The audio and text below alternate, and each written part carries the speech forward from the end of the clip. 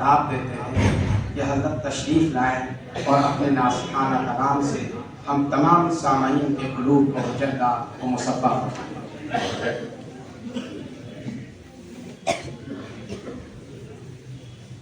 بسم اللہ الرحمن الرحیم، الحمد للہ رب العالمین، والصلاة والسلام علی اشرف الانبیاء والمرسلین، محمد بن عبد اللہ الامین وعلی آلہ وصحبہ اجمعین، اما بعد۔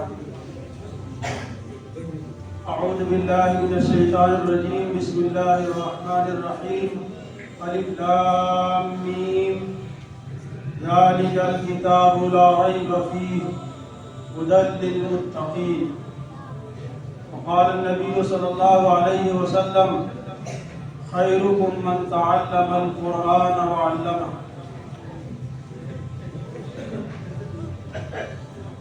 حضرات علماء کرام، حاضرین کرام،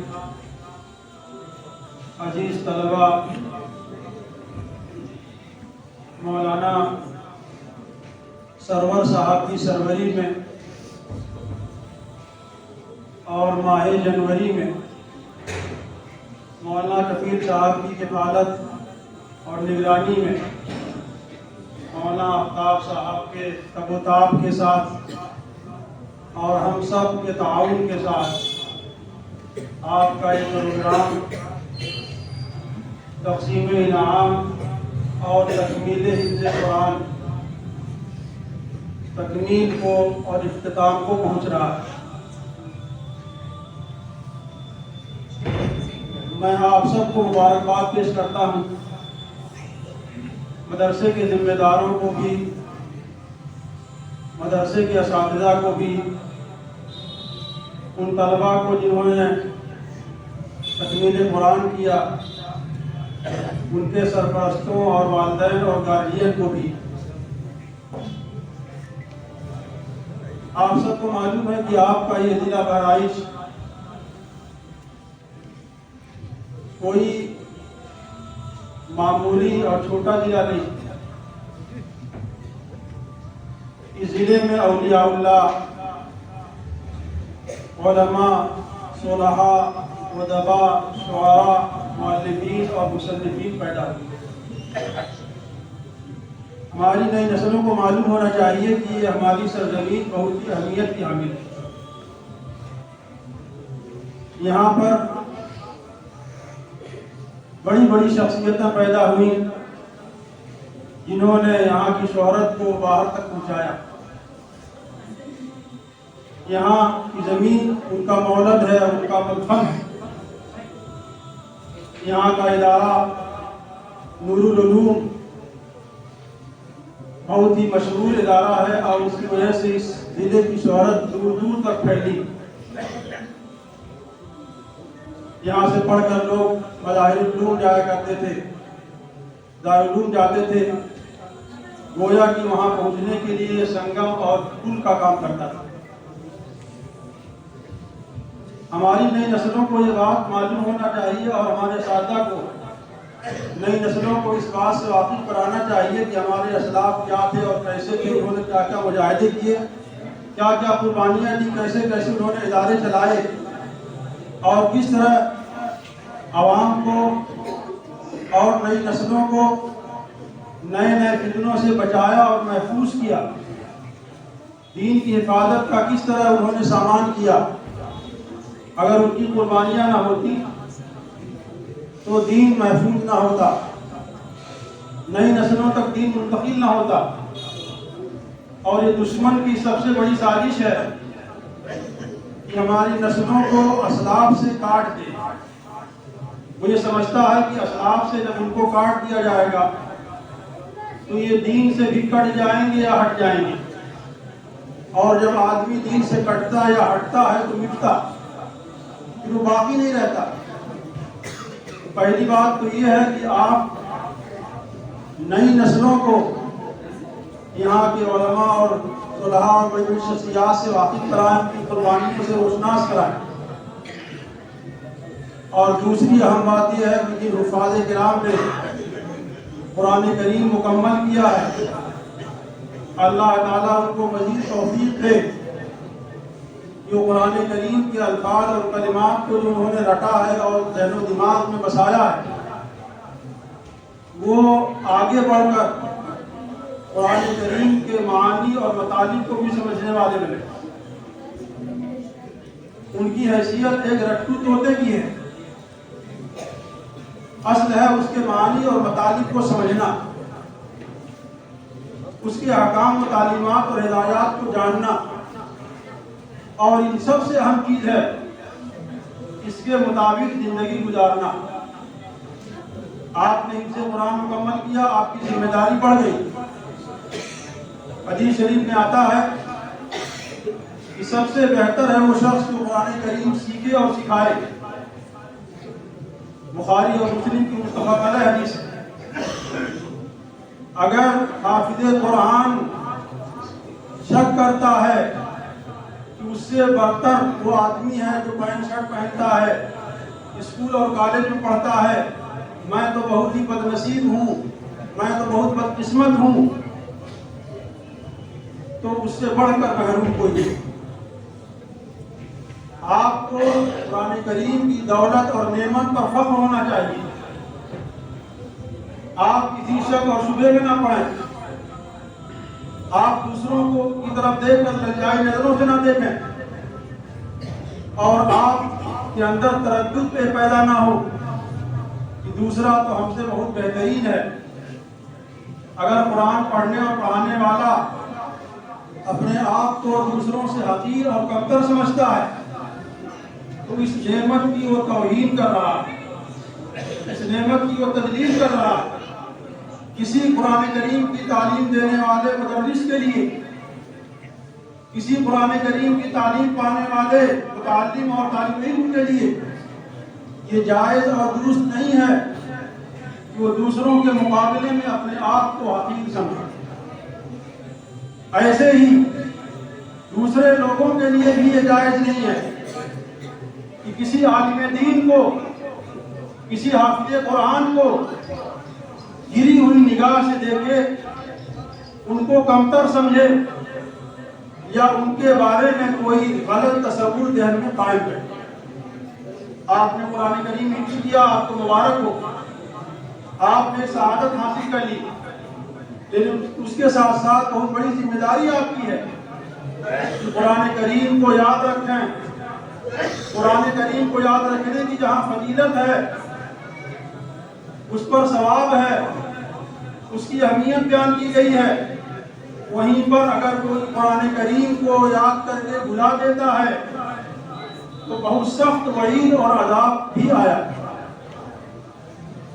حدیث شریف میں آتا ہے کہ اگر کوئی قرآن کریم حفظ کر کے بھلا دیتا ہے تو کوڑی بن کر اٹھایا جائے گا، بعض روایتوں میں اس کو خنزیر بنا کر اٹھایا جائے گا۔ اور حدیث شریف میں آتا ہے کہ قرآن کریم کو بار بار دیکھا کرو، یاد کیا کرو۔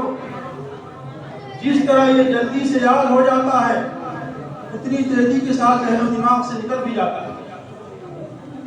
اونٹ کو اگر آپ نے کھوٹے پر باندھ دیا ہے تو کسی وقت جو کھوٹا توڑا کر بھاگ سکتا ہے، تو جس طرح اونٹ ہوتا ہے، اڑیل جانور ہوتا ہے اور وہ رسی سے قابو نہیں آتا، اسی طرح قرآن کریم بھی ہے، اگر بار بار اس کو آدمی یاد نہ کرے، اس کی نگرانی نہ کرے تو قرآن کریم ذہن سے نکل جاتا ہے، اور اگر نکل گیا ہے، بھول گیا ہے تو بڑی سخت وعید۔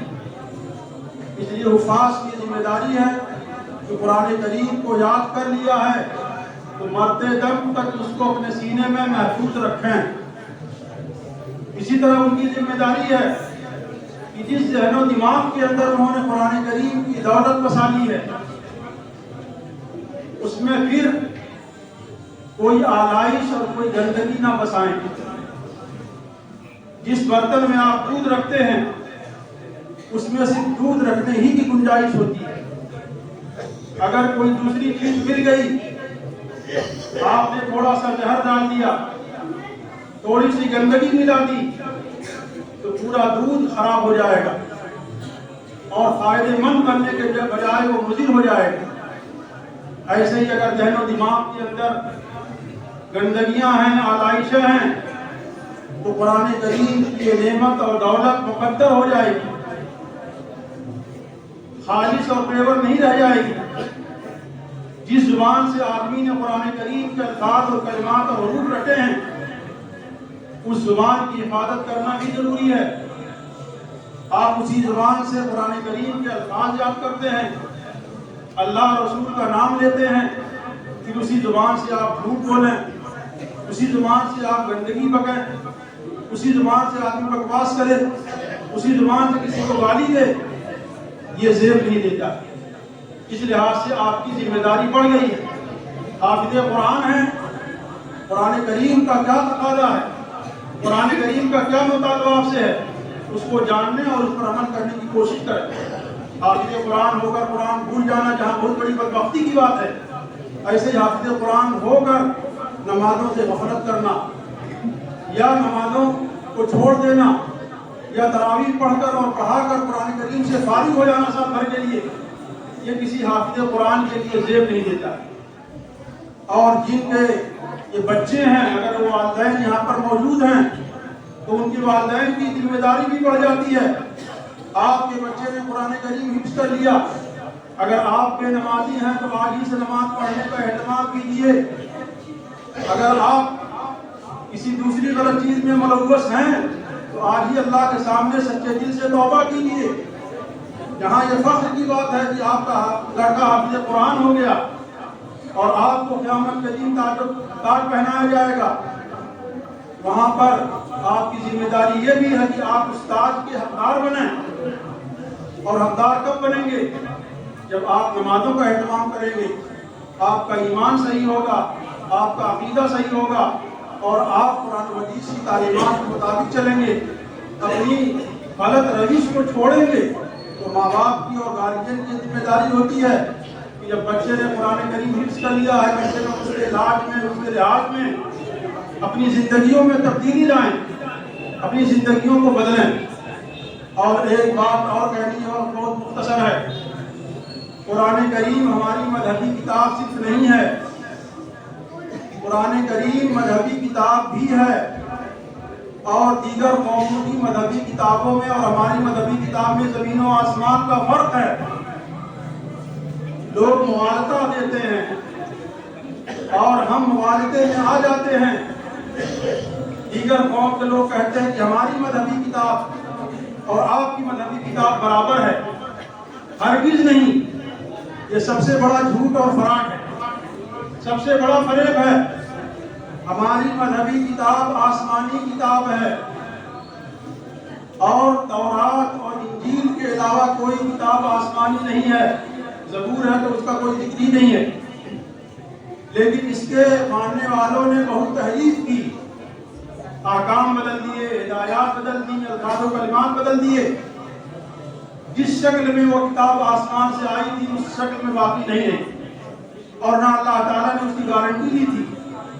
اور ہماری جو کتاب ہے اس کی اللہ تعالیٰ نے گارنٹی دی ہے، جس شکل میں آئی ہے اسی شکل میں باقی ہے، باقی رہے گی۔ ایک نقطے اور ایک شوشے اور ایک زیر زبر کا فرق نہیں ہوگا۔ اور تورات اور زبور کے علاوہ، انجیل کے علاوہ جو کتابیں ہیں وہ تو آسمانی بھی نہیں ہیں، ان کے رشی منیوں کے، سادھو سنتوں کے بیان اور بیان کے نتیجے میں جو ان کے خیالات اور جذبات ہیں ان کا وہ مجموعہ ہے۔ اور قرآن کریم کلام ربانی ہے، کتاب آسمانی ہے، اور تحریف سے، تبدیلی سے پاک ہے۔ اس لیے اس ڈھانچے میں آپ نہ آئیے۔ دوسرے لوگ اگر کہتے ہیں کہ آپ کی مذہبی کتاب ہماری مذہبی کتاب، کوئی موازنہ نہیں ہے، کوئی مقابلہ ہی نہیں ہے، جس طرح زمین و آسمان کا کوئی مقابلہ نہیں ہے۔ ہماری کتاب آسمان سے آئی ہے، اور ہماری اس کتاب کی ضمانت اور گارنٹی دی گئی ہے۔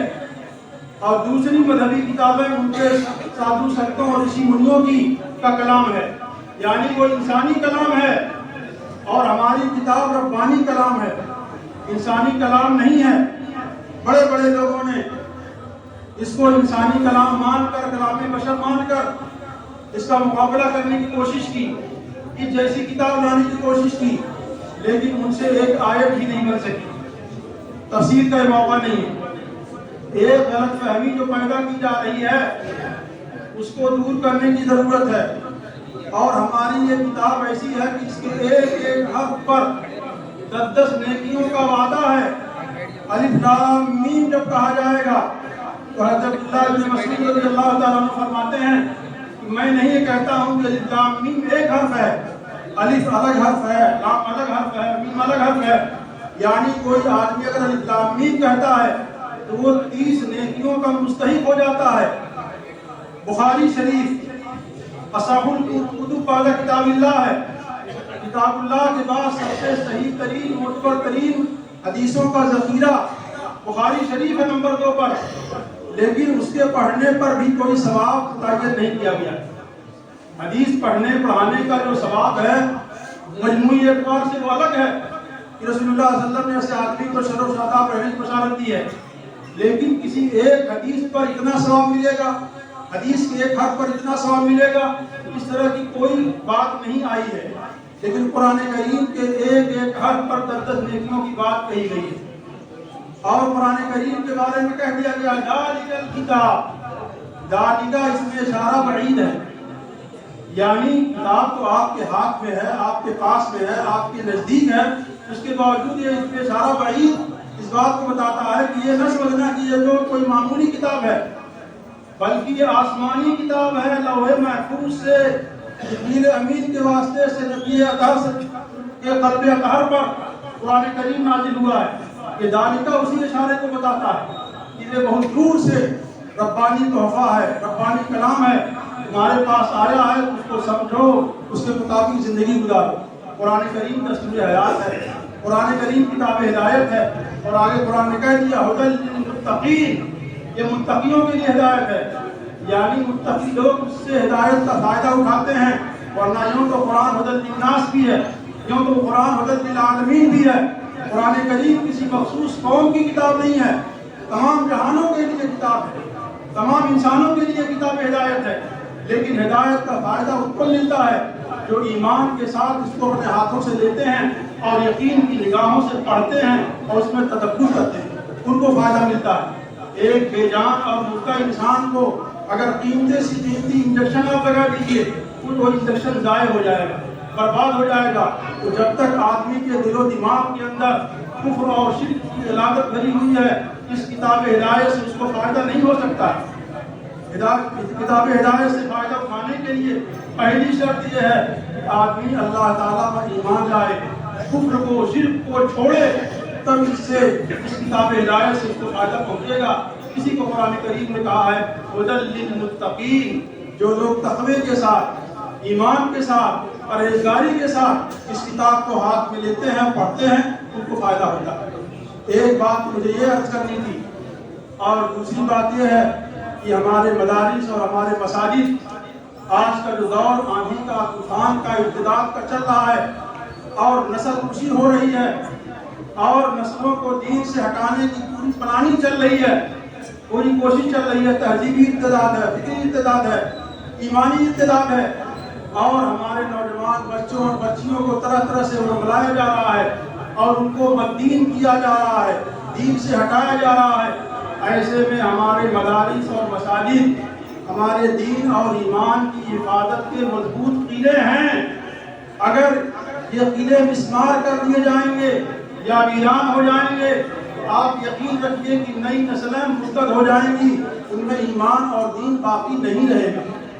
آپ اس بات کو یقین رکھیے، یہ دین کا پاور ہاؤس ہے، یہ یہاں سے بجلی تقسیم ہوتی ہے، یہاں سے روشنی جاتی ہے، ہدایت کے چراغ جلتے ہیں، علم کی روشنی ملتی ہے، عمل کی شاہراہ ملتی ہے، اور عمل کی رہنمائی ہوتی ہے، ہدایت ملتی ہے کہ آدمی کو کس طرح زندگی گزارنی چاہیے، انسان کو انسان بن کر زندگی کس طرح گزارنی چاہیے، اس کی یہاں پر پوری تعلیم دی جاتی ہے، بچوں کی تربیت کی جاتی ہے، ان کو ایک مفید انسان بنایا جاتا ہے اور سماج کا ایک بہترین عنصر بنایا جاتا ہے۔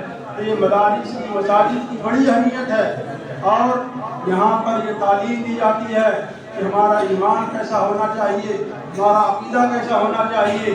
مجھے خوشی ہوئی جب میں مدرسہ ہدایت العلوم کے دروازے پر داخل ہو رہا تھا تو مجھے بالکل سامنے ہی حضرت یعقوب علیہ السلام کی وہ وصیت لکھی ہوئی ملی، جو انہوں نے اپنے بیٹوں کو بلا کر، اپنے خاندان کے افراد کو بلا کر آخری وقت وصیت کی تھی۔ ام کنتم شہداء اذ حضر یعقوب الموت اذ قال لبنیہ ما تعبدون من بعدی۔ ہر والد کی، ہر باپ کی، ہر گارجین اور سرپرست کی ذمہ داری ہے کہ وہ اپنے بارے میں، اپنی نسلوں کے بارے میں اس بات کا یقین اور اطمینان کر کے دنیا سے جائے کہ کیا ہماری نسل اور ہماری اولاد آئندہ ایمان پر باقی رہے گی یا نہیں رہے گی۔ حضرت یعقوب علیہ السلام نے، جو کہ خود نبی تھے، ان کے والد اسحاق نبی تھے، ان کے والد ابراہیم نبی تھے، اور خود حضرت یعقوب کے بیٹے یوسف نبی تھے۔ پورا نبیوں کا خاندان ہے، نبیوں کا سلسلہ ہے، اس کے باوجود بھی انہوں نے اطمینان حاصل کر لیا۔ جب اطمینان حاصل کر لیا تب ان کی پیٹھ قبر سے لگی، ان کو سکون ملا اور ان کو نیند آئی، ان کی موت آئی۔ ایسے ہر باپ کی ذمہ داری ہے وَلَا تَمُوتُنَّ إِلَّا وَأَنْتُمْ مُسْلِمُونَ کی ہم فکر کر کے جائیں۔ ہم کو اس ملک میں رہنا ہے، آندھی لاکھ آئے، طوفان لاکھ آئے اور اتنی جھکڑ چلنے اور چلیں، لیکن ہم کو اس بات کا یقین کرنا ہے، اطمینان کرنا ہے کہ ہم کو ہر حال میں کفر سے، شرک سے بیزاری کا اعلان کرنا ہے، بغاوت کا اعلان کرنا ہے، اور ہم کو اس بات کا اعلان کرنا ہے کہ ہم مسلمان ہیں، مسلمان رہیں گے اور ایمان پر مریں گے۔ حالات کیسے بھی ہوں، طوفان کیسے بھی آئیں، حالات آتے ہیں گزر جاتے ہیں، طوفان آتا ہے چلا جاتا ہے، اس سے کوئی گھبرانے اور مایوس ہونے کی ضرورت نہیں۔ اللہ تعالی ہم سب کو قرآن کریم کی تعلیمات پر عمل کرنے والا بنائے اور ہماری نسلوں کے ایمان کی، دین کی اور ان کے عقیدے کی حفاظت فرمائے، اور اس کا طریقہ یہی ہے کہ قرآن کریم سے اور مدارس سے وابستہ رہیں۔ انشاءاللہ ہمارا ایمان بھی چمکے گا، عقیدہ بھی محفوظ رہے گا۔ اللہ تعالی ہم سب کو توفیق عطا فرمائے۔ وآخر دعوانا الحمدللہ رب العالمین۔